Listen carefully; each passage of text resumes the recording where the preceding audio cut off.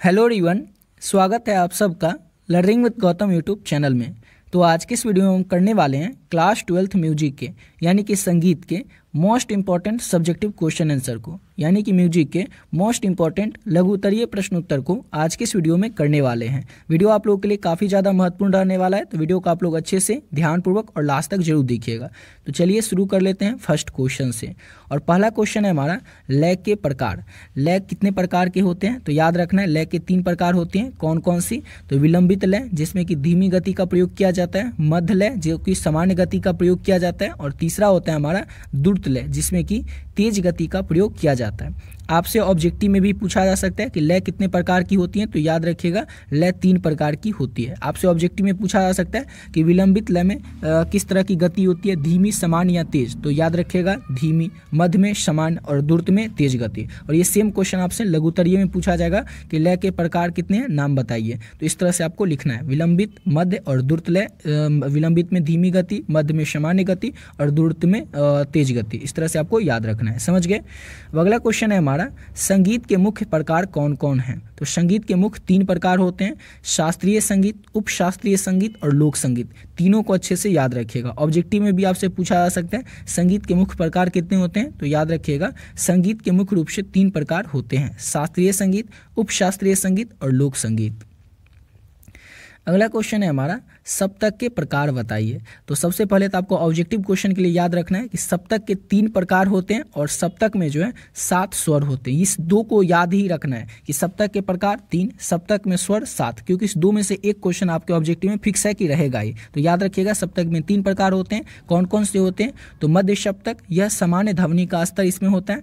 मंद्र सप्तक, इसमें निम्न ध्वनि का स्तर होता है। तार सप्तक, इसमें उच्च ध्वनि का स्तर होता है। तो बताइए तो सप्तक के प्रकार। तो सप्तक के याद रखना है 3 प्रकार होते हैं, मध्य, मद्र और तार। मध्य, मद्र और तार ये सप्तक के प्रकार हैं। इस मध्य में क्या होता है, तो ये सामान्य ध्वनि का इसमें अवसर रहता है। मद्र में क्या होता है, तो इसमें निम्न ध्वनि का यानी कि निम्न बोली का स्तर रहता है। और तार सप्तक में क्या होता है, इसमें उच्च ध्वनि का स्तर होता है। समझ गए, सिंपल सा है, इसमें कुछ खास आपको याद करने जैसा है ही नहीं, बस थोड़ा सा नाम याद कर लीजिएगा। अब अगला क्वेश्चन है राग भूपाली की विशेषता बताइए। राग भूपाली जो है इसकी क्या विशेषता है? तो राग भूपाली का आपको विशेषता याद रखना है इस तरह से कि राग भूपाली का जो ठाठ होता है वो कल्याण होता है। वादी स्वर क्या होता है, तो गंधार होता है। समवादी स्वर धैवत होता है। इसका राग भूपाली का गाने और बजाने का जो समय है वो रात्रि का पहला पहर है। इसमें जो स्वर है वो सारे गौमों पौधों का प्रयोग किया जाता है और इसमें जो मौ स्वर है ये निषेध है। तो आपसे इसमें काफ़ी सारा ऑब्जेक्टिव क्वेश्चन आपसे पूछा जा सकता है एग्जाम में, जैसे कि पूछा जाएगा राग भूपाली का ठाठ क्या होता है, राग भूपाली का वादी स्वर क्या होता है, राग भूपाली का संवादी स्वर क्या होता है, राग भूपाली का समय क्या होता है, स्वर क्या होता है, राग भूपाली में निषेध क्या, ये सब आपसे ऑब्जेक्टिव में भी पूछा जा सकता है। यानी कि फिक्स है, अगर इसको इतना अच्छे से याद रखते बस इतना 4 या 5 पॉइंट, तो आपके 2 से लेकर के 5 नंबर तक पक्के हो सकते हैं। इसी में से 2 से 3 नंबर का ऑब्जेक्टिव पूछा जा सकता है और ये पूछा जा सकता है आपसे लघु उत्तरीय में इस तरह से, या फिर ये क्वेश्चन इस तरह से रहेगा कि राग भूपाली का संक्षिप्त में परिचय दीजिए, फिर भी आपको इसी तरह से आंसर लिखना है। समझ गया। और इतना याद रखते हैं तो कम से कम आपका 2 नंबर तो पक्का ही है, क्योंकि इससे 2 नंबर के ऑब्जेक्टिव रहेगा ही। अगर लघु उत्तरीय में पूछ दिया तो आपके 2 से 5 नंबर भी हो सकते हैं। समझ गए। लेकिन आपको इतना अच्छे से याद रखना है, इतना याद रखने से आपके 2 से 5 नंबर पक्के हो सकते हैं। समझ गए।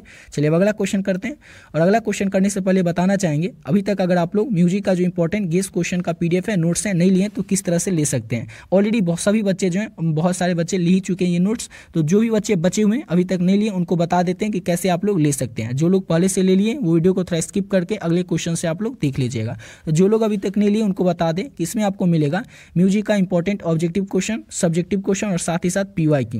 और इतना अगर अच्छे से आप कर लेते हैं ना, तो इसके अलावा आपको कोई भी गेस्ट पेपर, कोई भी बुक या कोई भी आपको जो क्वेश्चन बैंक होता है, कुछ भी आपको इसके अलावा करने की जरूरत नहीं पड़ेगी। बस अगर आपका सब्जेक्ट म्यूजिक है और आप क्लास 12th में, तो आप लोग इस PDF को ले सकते हैं। समझ गए। इस PDF का प्राइस भी कोई खास नहीं है कि ऐसा रहेगा कि बहुत सारे बच्चे नहीं ले पाएंगे, नहीं, केवल और केवल 30 रुपये है। तो हर एक बच्चे इस PDF को अफोर्ड कर ही सकेंगे, ले ही सकेंगे। और इसमें जितना ऑब्जेक्टिव और सब्जेक्टिव है सबको अगर अच्छे से कर लेते हैं तो आपसे एग्जाम में एक भी प्रश्न छूटने वाला नहीं है। क्यों? क्योंकि एग्जाम में कहीं से भी प्रश्न आएगा तो बुक से, बुक के किसी चैप्टर से, यानी कि जो भी चैप्टर है हर एक चैप्टर का जो भी इंपॉर्टेंट क्वेश्चन बन सकता था टॉपिक वाइज, सारा का सारा इस PDF में ऐड कर दिया गया। ऑब्जेक्टिव और सब्जेक्टिव प्रश्न, सब्जेक्टिव में भी लघु उत्तरीय और दीर्घ उत्तरीय प्रश्न, इसको अगर अच्छे से कर लेते हैं तो आपसे एग्जाम में एक भी प्रश्न छूटने वाला नहीं है।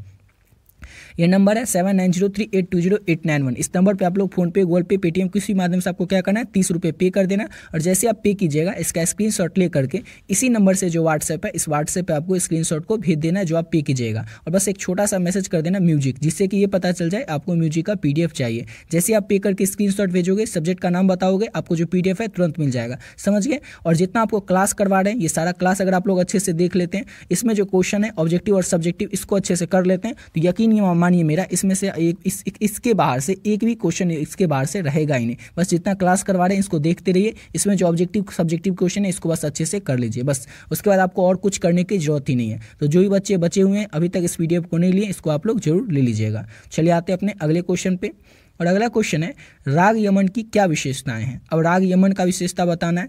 तो राग यमन जो है इसका ठाठ कल्याण होता है, वादी स्वर इसका गंधार होता है, शमवादी स्वर निषाद होता है, और समय जो इसका होता है वो रात्रि का पहला पहाड़ है, और इसका आरोह और अवरोह में त्रिभ मौ का प्रयोग किया जाता है। तो ये है राग यमन का विशेषता। ये सेम क्वेश्चन आपसे इस तरह से पूछा जा सकता है कि राग यमन को संक्षिप्त में परिचय दीजिए, तो इस तरह से आप लोग लिख सकते हैं। और ऑब्जेक्टिव में तो पूछेगा ही कि राग यमन का ठाठ बताइए, तो कल्याण। राग यमन के गाने और बजाने का समय, तो रात्रि का प्रथम पहर।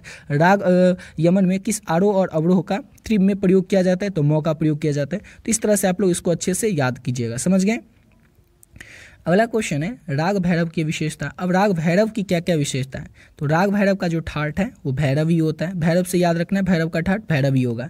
वादी स्वर इसका धैवत होता है, समवादी स्वर ऋषभ होता है, और इसका गाने और बजाने का जो समय है वो प्रातः काल का है। समझ गए। बस इतना ही आपको लिखना है, कोई खास नहीं लिखना है, क्योंकि 2 नंबर में पूछा जाएगा, लघु उत्तरीय में 4-5 पॉइंट लिखेंगे, हो जाएगा पक्का। समझ गया। और इसी तरह से लिखना है, ऐसा नहीं कि कई बच्चे क्या करने लगते हैं ना, 2 नंबर के क्वेश्चन में 1 पेज भरने लगते हैं, उनको लगता है कि ज़्यादा लिखेंगे तो ज़्यादा नंबर मिलेगा। नहीं, कितना भी लिखेंगे तो क्वेश्चन 2 नंबर का तो 2 ही मिलेगा, लेकिन अगर ज़्यादा आप लिखेंगे ना 2 नंबर में, तो टीचर को लगेगा ये कुछ उल जलूल लिख दिया, क्योंकि 2 नंबर में कोई भी बच्चा अगर पढ़ने वाला होगा तो 40 से 50 वर्ड या 30 वर्ड में ज़्यादा से ज़्यादा लिखेगा, और उससे ज़्यादा अगर आप लोग लिखते हैं तो टीचर को भी लगेगा कि कुछ से कुछ लिख दिया, वो ज़्यादा से ज़्यादा 1 नंबर दे देगा, और कोई ऐसा स्ट्रिक्ट टीचर होगा तो 1 नंबर भी नहीं देगा, ऐसे कट करके छोड़ देगा। इसलिए जो क्वेश्चन में पूछा जाए, जितना पूछा जाए उतना ही आपको लिखना है। और ये नहीं कि सिर्फ म्यूजिक के लिए बता रहे हैं, सभी सब्जेक्ट में आप लोगों को इसी तरह से लिखना है। जो क्वेश्चन में पूछा जा रहा है उसी को बस लिखना है, ये नहीं कि कुछ भी हम लिख रहे हैं जिससे कि पेज भर देंगे तो नंबर तो मिल ही जाएगा। नहीं मिलेगा, नंबर मिल जाएगा लेकिन एवरेज नंबर मिलेगा, मतलब अगर 2 नंबर का है तो 1 नंबर ही मिलेगा। तो इस तरह से आपको उल जलूल चीज़ नहीं लिखनी है, आपको जो पूछा जा रहा है क्वेश्चन में वही बस लिखना है।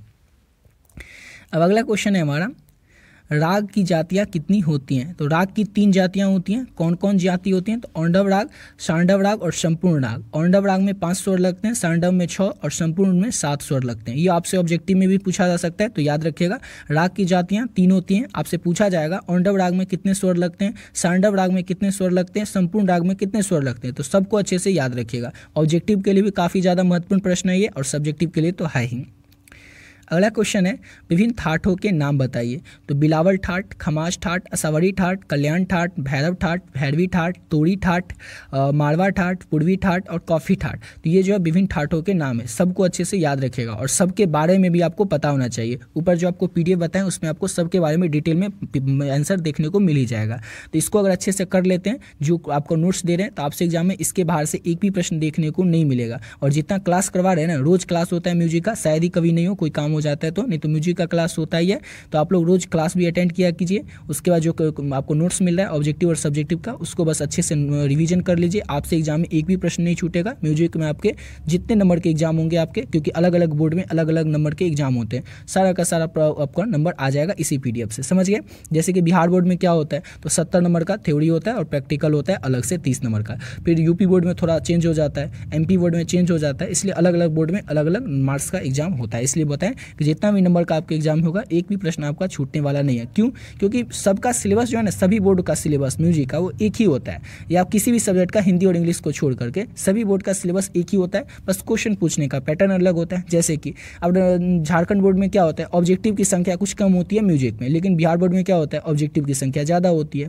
वैसे ही झारखंड बोर्ड में सब्जेक्टिव की जो संख्या होती है वो थोड़ी क्या होती है, ज़्यादा होती है, लेकिन यहाँ पर क्या होता है, बिहार बोर्ड में दोनों समान होता है, ऑब्जेक्टिव और सब्जेक्टिव। इस तरह से पूछा जाता है, बस क्वेश्चन के पूछने का पैटर्न अलग होता है सभी बोर्डों का, बाकी सिलेबस सबका सेम ही रहता है। समझ